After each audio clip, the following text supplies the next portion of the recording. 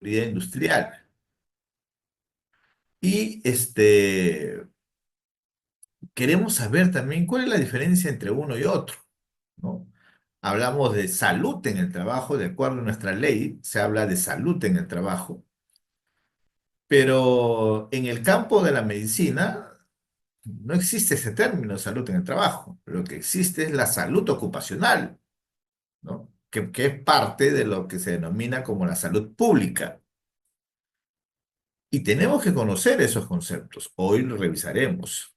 También revisaremos sobre el alcance en cuanto a la aplicación que tiene la normativa y cómo podemos implementar dicha normativa en nuestras organizaciones.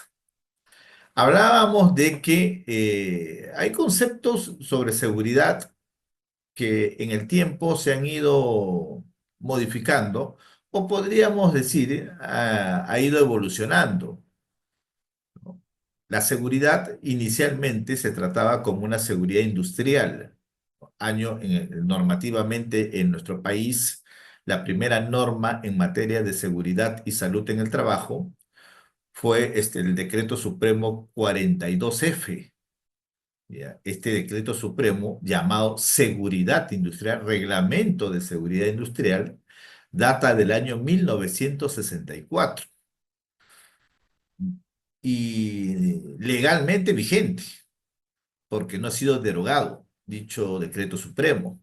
Por lo tanto, estamos obligados también a cumplir con este reglamento de seguridad industrial. Claro que está, claro, es claro que el campo de aplicación es la industria, ¿no? Tal y como en ese entonces se concebía el concepto de la industria. Aquella organización en la que a través de la transformación de la materia prima, obteníamos un producto durante, claro está, durante un proceso dado. Inicialmente, la seguridad industrial, dada tomando como referencia la revolución industrial, ahí es que nace el tema de la necesidad de cuidar la integridad física y la salud de los trabajadores, porque en ese entonces ocurrían una cantidad de accidentes que ya eran preocupantes. Accidentes mortales, accidentes con incapacidad permanente, que obligó a los trabajadores a tomar ciertas medidas de presión para poder exigir que dichos accidentes se terminen, culminen, ¿no? Que que no ocurran más accidentes. Ahí nació este concepto de la seguridad industrial, ¿no? Como objetivo de prevenir los accidentes que podían ocurrir en la industria. Esto, digamos, en la época de la Revolución Industrial, que ya en el Perú, como le habíamos mencionado, data del año 1964. Eh, y por entonces se pensaba que los accidentes solamente ocurrían en dicho sector, en el sector industrial.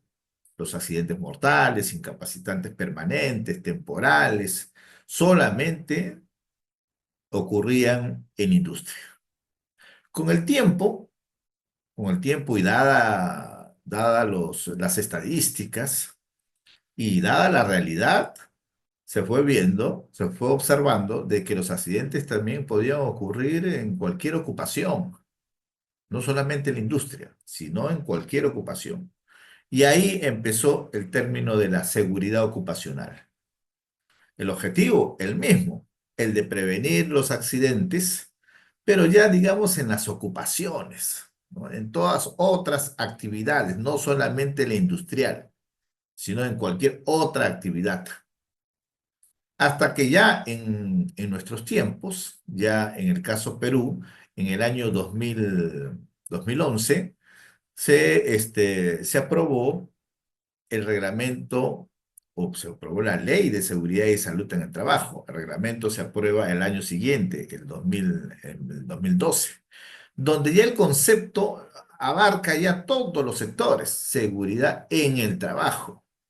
¿Y en el trabajo qué significa?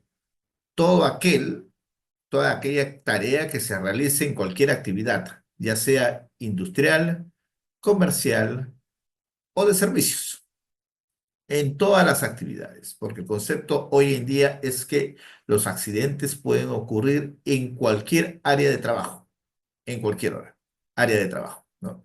Entonces, pero esto del concepto de seguridad en el trabajo es un concepto netamente normativo, ¿no? Netamente normativo, ¿ya? Y cuando hablamos de seguridad y salud en el trabajo, estamos hablando de dos espacios. La seguridad en el trabajo, cuyo objetivo es la prevención de los accidentes, y la salud en el trabajo, cuyo objetivo es prevenir que los trabajadores desarrollen alguna enfermedad. Enfermedad que está relacionada con las condiciones de trabajo en la que dicho trabajador labora. En términos de la medicina, lo que existe no es salud en el trabajo, lo que existe es la salud ocupacional. Y en la salud ocupacional siempre la asociamos con una labor netamente del médico ocupacional, diríamos así. No existe una carrera, así como cardiología, no existe una carrera de, digamos, de medicina ocupacional, ¿no? Lo que los médicos ocupacionales llevan maestría, llevan diplomado, y con ello, aprobando dicha maestría, terminando dicha maestría y el diplomado, se les otorga esa denominación de médicos ocupacionales. ¿Y qué cosa es la salud ocupacional? En el caso que nosotros tenemos que contemplar, la visión que tenemos que tener, es que la salud ocupacional ocupa dos espacios. El espacio donde el médico, obviamente, realiza su función de evaluación del estado de salud del trabajador. Eso es lo que hace el médico ocupacional. Evalúa el estado de salud del trabajador a través de diversos exámenes de laboratorio y estos temas, ¿no? Él determina la aptitud, a través de los exámenes médicos ocupacionales también, la aptitud del trabajador este, para el trabajo. O sea, si está apto, si está apto con alguna restricción, o obviamente si no está apto, ¿no?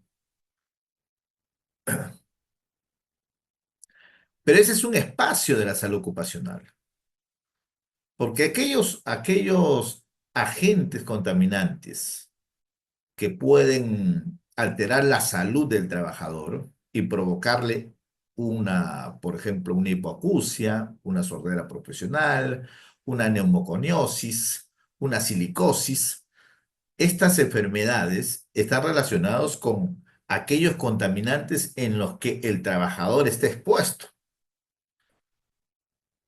El médico ocupacional hace la evaluación de su estado de salud a través de, pongamos, de una audiometría, ¿no? Para saber si, cuál es su capacidad de audición que tiene el trabajador. O también puede ser, dependiendo del trabajo que va a realizar, le puede hacer una espirometría para determinar la capacidad pulmonar que tiene el trabajador. Pero eso le va a servir netamente al médico para determinar cuál es su estado de salud. Pero, ¿qué es de estos contaminantes? El ruido, que es el causante de la hipoacusia. La silicosis, que es la o la sílice, que es la causante de de la silicosis, que es una enfermedad neumoconiótica, una enfermedad profesional. Estos agentes contaminantes, ejemplo, ruido y silicosis, también tienen que ser evaluados. Y hay que evaluar, en el caso de ruido, evaluamos la intensidad de ruido. Y en el caso de la sílice, tenemos que evaluar la concentración del sílice en el ambiente de trabajo.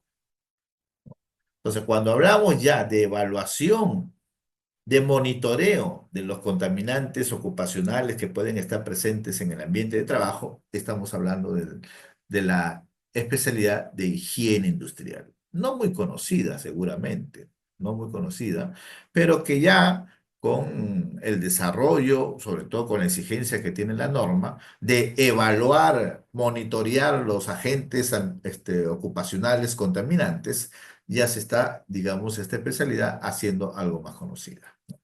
Pero también la norma tiene ahí alguna, diría yo, una falta de precisión, ¿no?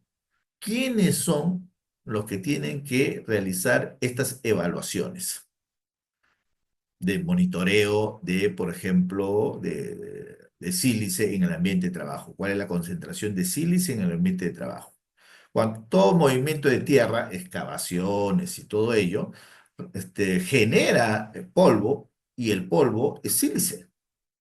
Obviamente también podríamos tener que en un momento en que el trabajador está rompiendo una bolsa de cemento, ya está generando polvo, ¿no? Pero ese es polvo de cemento, que también tendríamos que evaluar, dependiendo del tiempo de exposición, tendríamos que evaluar cuál es la concentración del polvo de cemento en el aire y si esa concentración puede causarle ya daño al trabajador.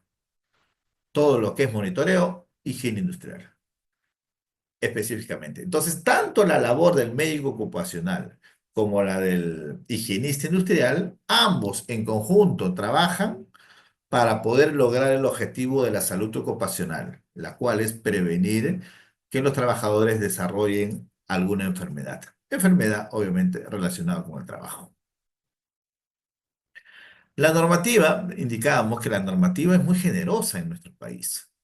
Ya sabemos pues que hay un orden jerárquico de las normas legales, ¿no? Primero está nuestra Constitución Política del Perú, artículo 1, ¿no? El derecho de toda la persona a la vida, a la salud, ¿no? Entonces, ahí parte las obligaciones, desde el momento en que nuestra Constitución obliga el tema de que todos los ciudadanos tenemos el derecho a la vida, a la salud. Luego de la Constitución empiezan las normas de siguiente nivel. Por ejemplo, las llamadas leyes orgánicas. ¿Qué leyes orgánicas? Estamos hablando, las leyes orgánicas son para crear, por ejemplo, la municipalidad, para crear el Ministerio Público, para crear el Poder Judicial, para crear los gobiernos regionales. Todos ellos se crean a través de leyes orgánicas. Ley orgánica de las municipalidades, cómo se crean las leyes, ¿no? A partir de cuánta población ya tenemos una municipalidad local, una municipalidad provincial, etc., ¿no? O sea, son las leyes orgánicas las que crean estas instituciones, que son instituciones del Estado. Y debajo de ellas ya están pues las leyes, ¿no? La ley, por ejemplo, la ley 29783, ahí está. Están los decretos leyes. Los decretos leyes que cuando se le dan las facultades al Poder Ejecutivo, ellos emiten leyes que tienen el mismo nivel, pero no se puede llamar ley, se llama decreto ley. ¿Ya? Pero tienen el mismo nivel de las leyes dadas por el Congreso de la República. Entonces, el Congreso de la República emite leyes y el Poder Ejecutivo, cuando la presidencia, digámoslo así, el Poder Ejecutivo, cuando el Congreso le otorga facultades, ellos también emiten leyes, pero esas leyes se denominan decreto leyes. Y tienen el mismo nivel que las leyes dadas por el Congreso de la República. Y debajo de ellas, ¿qué tenemos? Tenemos los decretos supremos. Los decretos supremos ya son normativas dadas por los ministerios respectivos, ¿no? En el caso de salud, MINSA. En el caso del Ministerio de Trabajo, ¿no? Que es con símbolo TR, ¿no? Y así, todos los ministerios emiten su normativa a través de decretos supremos. Y debajo de los decretos supremos también tenemos las resoluciones ministeriales, ¿no? Que también son dadas por los ministerios respectivos, ¿no? Un ejemplo de la ley, hemos dicho, que es la ley 29783, ¿no? Publicada el año 2011, Ley de Seguridad y Salud en el Trabajo, que es la que ya conocemos, y que fundamentalmente obliga a todas las organizaciones, independientemente de la actividad que puedan realizar, a implementar un sistema de gestión en seguridad y salud en el trabajo. Eso es lo que y todos están obligados. Obviamente que dentro de ese sistema de gestión en seguridad y salud en el trabajo a implementar, hay una serie de requisitos que se tienen que cumplir. Y toda ley, por lo general, no todas, pero por lo general, toda ley requiere de un reglamento. La ley es algo general, el reglamento ya es un poco más específico, ¿no? Para el caso de la ley 29783, tenemos el Decreto Supremo 005 del 2012, denominado Reglamento, TR, Ministerio de Trabajo, denominado Reglamento de Seguridad y Salud en el Trabajo. Reglamento, más específico, Reglamento de la Ley 29783, ¿ya? Más común conocido como Reglamento de Seguridad y Salud en el Trabajo, y que está referido a la Ley 29783, Decreto Supremo. Y debajo de estas normas están las resoluciones ministeriales. Por ejemplo, dos conocidas que seguramente ya lo conocen ustedes y vamos a revisarla. La resolución ministerial 480 del año 2008, ¿no? Publicada por el Ministerio de Salud, MINSA, ¿no? Esta resolución ministerial, por ejemplo, establece lo que se denomina como el listado de enfermedades profesionales. Existe un listado de enfermedades profesionales. Ahora, habría que preguntar, ¿y por qué tiene que existir un listado de enfermedades profesionales? ¿Para qué sirve eso? Lo que pasa es que la enfermedad profesional, que también es una definición legal y vamos a poder revisarla, cuando a un trabajador se le diagnostica una enfermedad profesional, este trabajador tiene derecho al tratamiento hasta, obviamente, su curación. Y si no hubiese, digamos, por algún motivo requiera de prótesis o algo de estilo, también lo cubre, en este caso, el seguro, parte del derecho, ¿no? Y indemnización, ¿ya? Una indemnización. Esto lo cubre, al ser una enfermedad profesional, es cubierto por el seguro complementario de trabajo de riesgo, el llamado SSTR. El SSTR también es parte de la norma. Existe, por lo tanto, una norma técnica del seguro complementario de trabajo de riesgo. ¿Quiénes están obligados a contratar?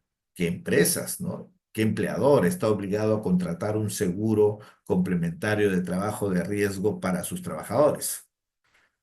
Todas aquellas empresas cuya actividad están en la lista de la norma técnica del SSTR, todos ellos están obligados a contratar ese seguro. Entonces, como sé yo, tengo que revisar la norma técnica del seguro complementario de trabajo de riesgo, ¿no? Que también lo vamos a revisar ahora, ¿ya? Entonces, ahí se han establecido, en esta resolución ministerial, en la 480, se han establecido una lista de enfermedades en las que ya demostrado está de que la enfermedad ha sido, digamos, ha desarrollado esta enfermedad un trabajador como consecuencia de las condiciones en las cuales él realizó una labor, ¿no? De repente realizaba una labor en un espacio ruidoso, en un taller ruidoso, probablemente no se le dieron las condiciones adecuadas de trabajo, no le entregaron los equipos de protección personal, no hicieron nada por reducir el nivel de intensidad de ruido y por lo tanto desarrolló una hipoacusia.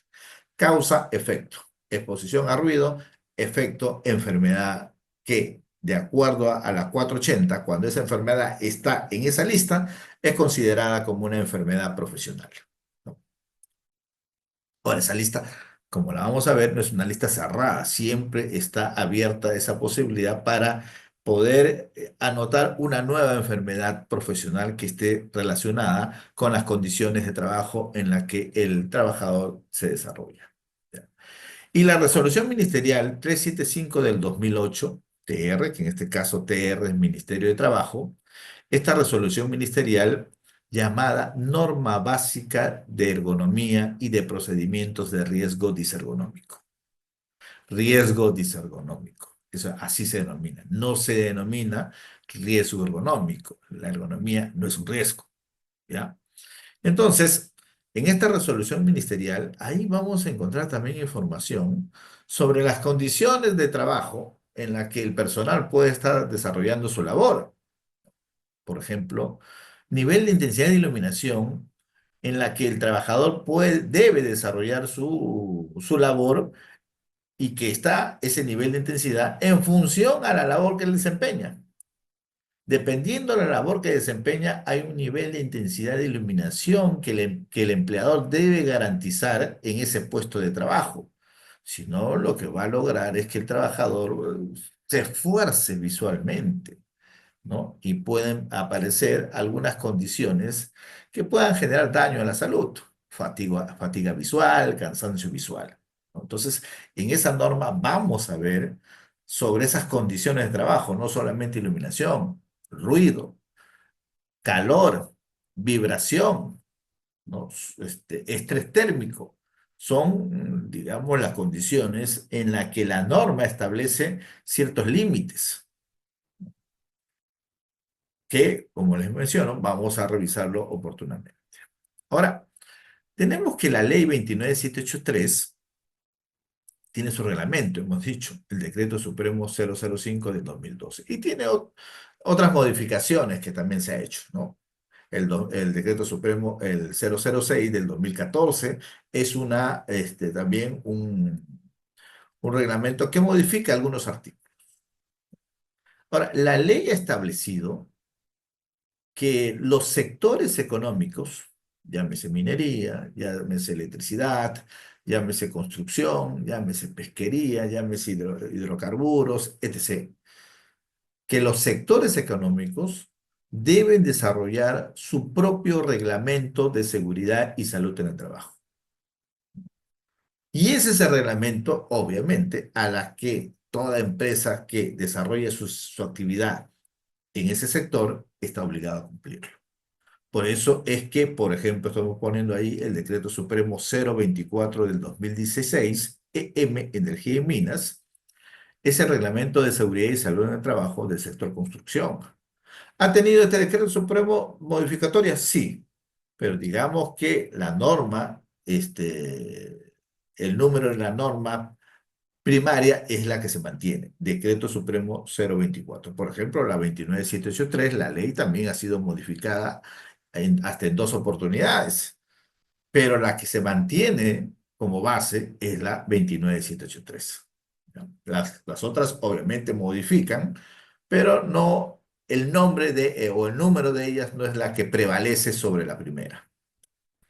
Muy bien, y tenemos, acá les muestro una relación, un listado de la normativa. Por eso les digo que es muy generosa nuestra normativa. Algunos solamente para avanzar y para que vayan viendo cuánto es la normativa que tenemos. Este es en cuanto a leyes, en cuanto a los decretos supremos del Ministerio de Trabajo, ¿no? También es amplia, en cuanto a los decretos supremos del Ministerio de Salud, en cuanto a resoluciones ministeriales, tanto del Ministerio de Trabajo como también del Ministerio de Salud. Y también tenemos normativa que es específica a diversos sectores, ¿no? O sea, es amplia la normativa que tenemos en materia de seguridad. Digamos que lo que nos falta es, en muchos casos, hacerla cumplir, ¿no? Y también lo que falta es precisiones también. Falta precisiones, ¿no? Entonces, ahora voy a hacer, digamos, de cada una de ellas hacer un comentario. Y luego ya ampliaré alguna de ellas, porque obviamente, pues revisar todita la normativa nos tomaría varias sesiones. Entonces yo voy a tratar, en función a mi experiencia, tratar de rescatar lo que considero que es importante y lo que considero que ustedes deben conocer, ¿no? Sabemos que la ley 29783, publicada el año 2011, es la que cambió todo este tema de la seguridad y salud en el trabajo. Antes del 2011 no había una reglamentación. Bueno, hubo un reglamento de seguridad y salud en el trabajo en el año, si no me equivoco, en el año 2009, ¿no? Pero no era una ley, era un reglamento, un decreto supremo, ¿ya? Lo que sucedió en ese entonces es que la ley no fue una ley nacional, sino fue una ley supranacional de lo que es la comunidad andina. Ahí se dio, eran los tiempos de los tratados de libre comercio y en las que los países en bloque iban a hacer y firmar el tratado de libre comercio con los países, sea Europa, Estados Unidos, etc., Asia, ¿no? Pero después cada uno se separó. Inicialmente, cuando iba a ir en bloque, dieron, pues a través a través de este organismo supranacional, Comunidad Andina, se dio una ley, que era una ley de seguridad y salud en el trabajo, pero era una ley supranacional, y que cada estado, cada país tenía que reglamentar. Nosotros lo reglamentamos a través de este decreto supremo, el 009 del año 2009, si no me equivoco en fechas, ¿ya? Y que tenía una particularidad, que solamente se aplicaba para el sector privado. Así estuvo aprobada ese decreto supremo. Y a partir de ello es que tuvo mucha oposición, ¿no? ¿Por qué solamente el sector privado y por qué no el sector público? Que en el sector público no había riesgos a la salud, no había riesgo de accidentes de trabajo. Sí, sino que en ese momento, digamos, la intención era firmar tratados de libre comercio y punto. Como los que iban a firmar o los que iban a vender productos o servicios iba a ser el privado, solamente se concentraron en el privado. Correcto. Pero fue derogada. Ese decreto supremo fue derogado, ¿no? Porque era eminentemente era anticonstitucional, porque una norma de salud no solamente podría ser una obligación en el sector privado, ya que la norma mayor, o sea, la Constitución Política del Perú decía que la salud es un derecho universal, es para todos, no es para un sector, es para todos los sectores. Ahí nacieron los inconvenientes. Fue derogada con esta ley, la 29783, que dijo, derógase todas las normas relacionadas a seguridad y salud en el trabajo. Y esta es la ley primaria para todo, a partir de ahí. Antes del 2011, como le mencioné, estaba este reglamento de seguridad del año 2009, y anterior a ellos también habían algunos reglamentos de seguridad, pero no tenían, digamos, el peso que hoy en día tienen, ¿no?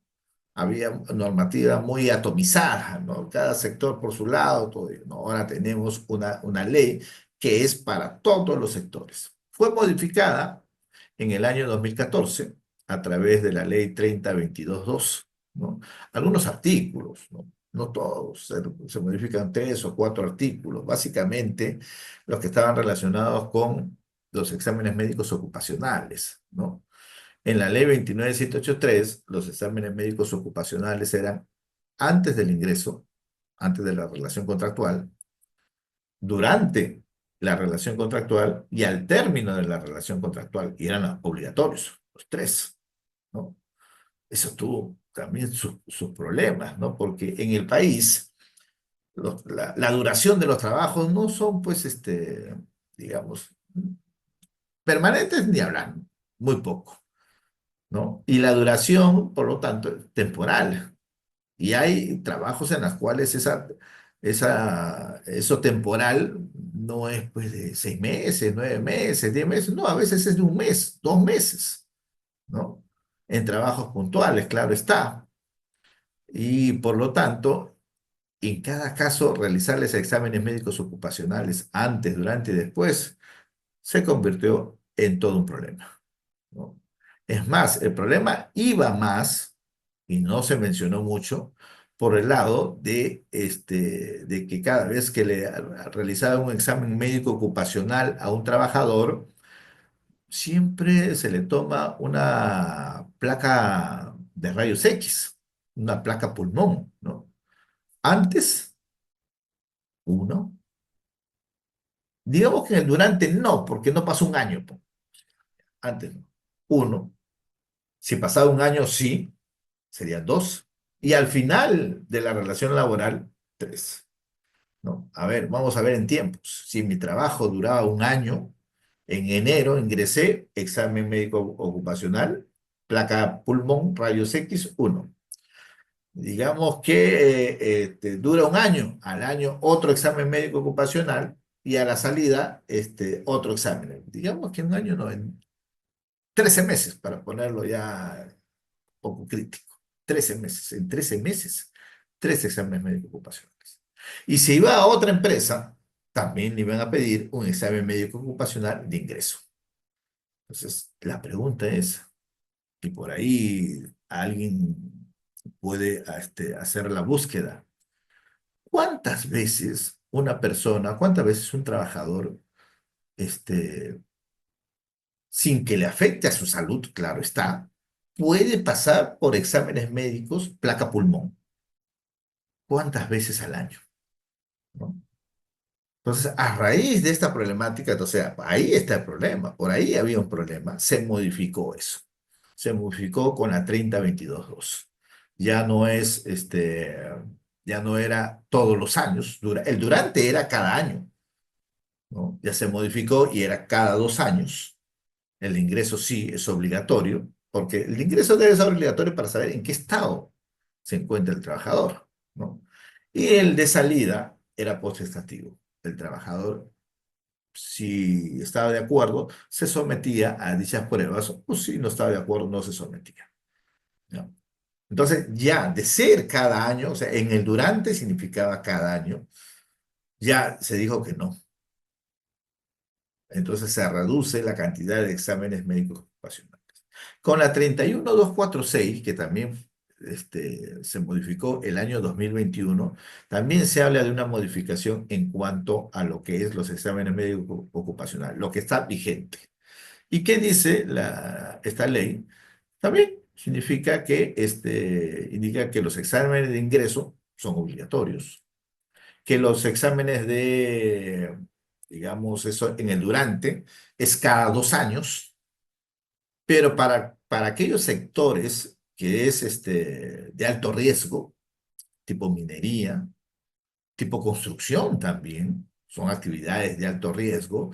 Dichas actividades están dentro del listado de la norma técnica del seguro complementario de trabajo de riesgo.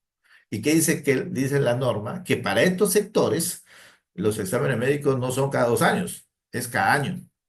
¿Ya? Ahí la modificación. Y en cuanto al examen de término de jornada, al final, ese examen se menciona ahora que también se debe someter el trabajador a dicho examen, ¿no?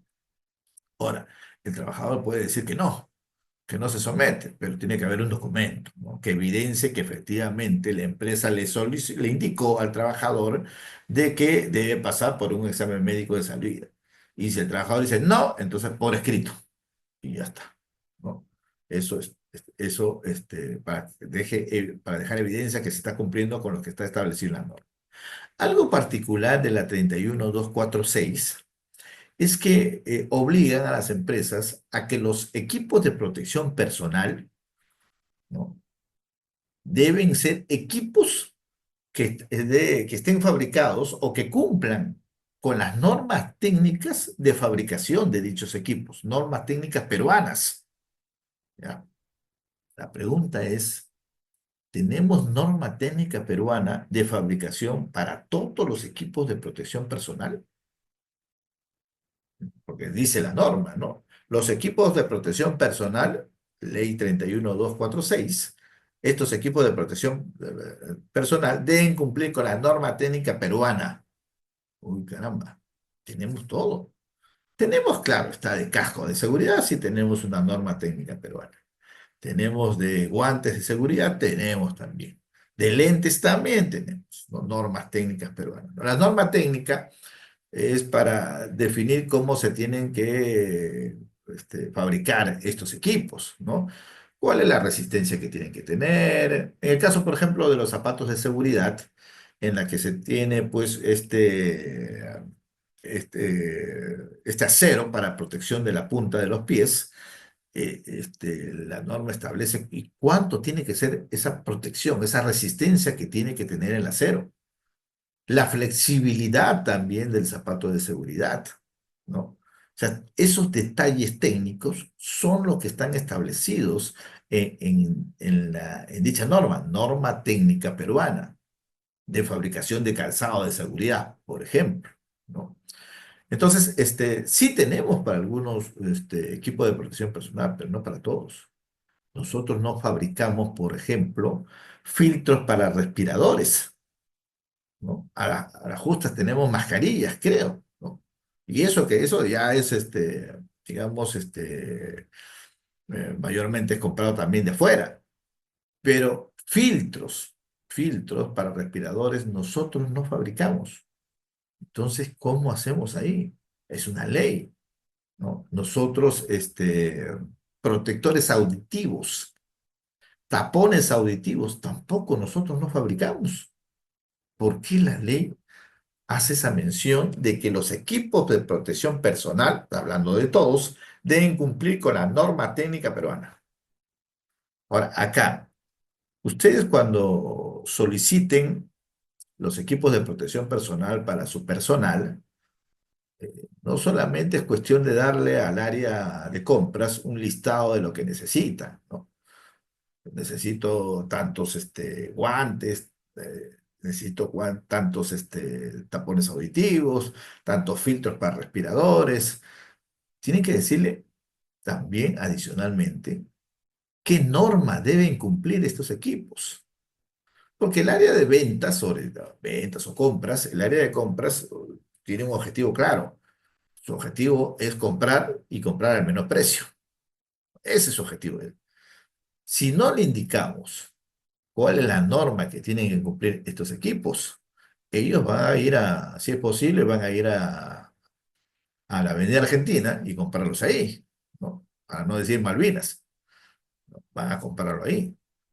Y cuando ocurra alguna dificultad, algún problema, el área de compras va a decir, a mí me dijeron que compre. Nunca me dijeron, el área de seguridad nunca me dijo que estos equipos tendrían que cumplir con alguna norma. Yo qué sé de normas, van a decir. Y entonces le van a preguntar al responsable de seguridad, ¿y usted?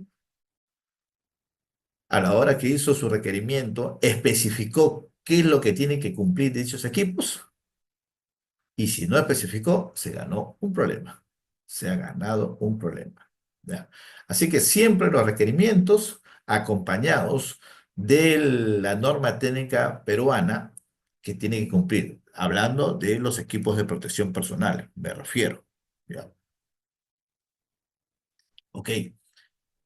Y acá hay un tema también, que aún en el Perú no se ve un caso todavía problemático, es con respecto a los tapones auditivos o los protectores auditivos. Por lo general se compran y un lote general para todos de los protectores auditivos, pero nadie está enterado. A veces ni el responsable de seguridad está enterado porque de repente desconoce, ¿no? Pero ¿qué cosa hay que pedir de un protector auditivo? De un protector auditivo hay que pedir cuál es el nivel de reducción de ruido, NRR, nivel de reducción de ruido que ofrece ese equipo de protección auditivo que va a comprar. Y ese nivel de reducción de ruido, NRR, depende cuánto queremos reducir el ruido en el ambiente de trabajo.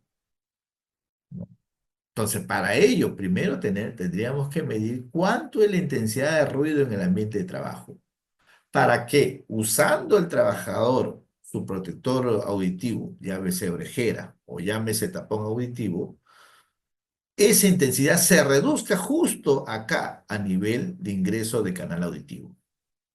Se reduzca. ¿A cuánto tiene que reducir? ¿Cuánto es la intensidad de ruido máxima que debería ingresar por canal auditivo?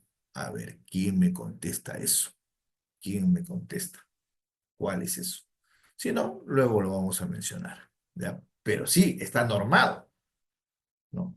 Por ejemplo, ya sabemos, ya, con esto le doy la respuesta, sabemos que el nivel de intensidad de ruido máximo a la cual puede estar expuesto un trabajador sin equipo de protección auditiva durante una jornada de trabajo, 8 horas, durante 8 horas, mejor dicho, durante 8 horas, esa intensidad de ruido no debe sobrepasar los 85 decibelios.